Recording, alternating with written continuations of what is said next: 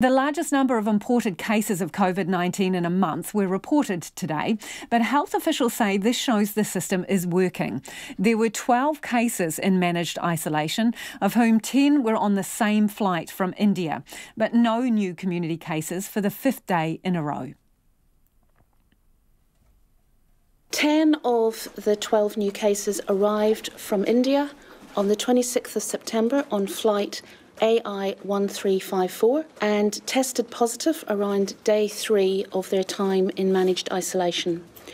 We can report that the cases were spread out throughout the plane on their flight to New Zealand, sitting between rows 14 and 41. We acknowledge that this is a high number of cases, and it reflects that most of the rest of the world continues to experience high levels of COVID-19.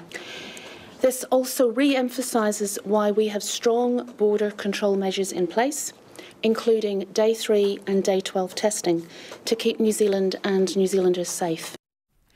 And Dr. Caroline McElnay, who's in for Dr. Bloomfield, says it will be a couple more days before genomic tests reveal whether the cases on the Air India flight are linked. But she says the current best guess is that the individuals were infected separately in India before catching the flight. Of today's other new cases, one arrived from the United States on the 26th of September and the other from the Philippines via Taiwan on the 23rd.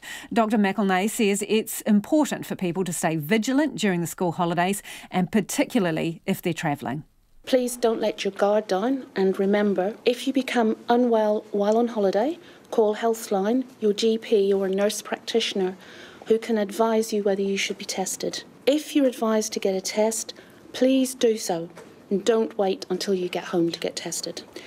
Please continue to sign into places using the NZ COVID Tracer app, or keep a record of where you've been. This is especially important when on holiday because you may not remember all the locations that you've visited. And lastly, continue to maintain good hygiene practices, including washing and drying your hands, or use hand sanitizer if you're unable to wash your hands.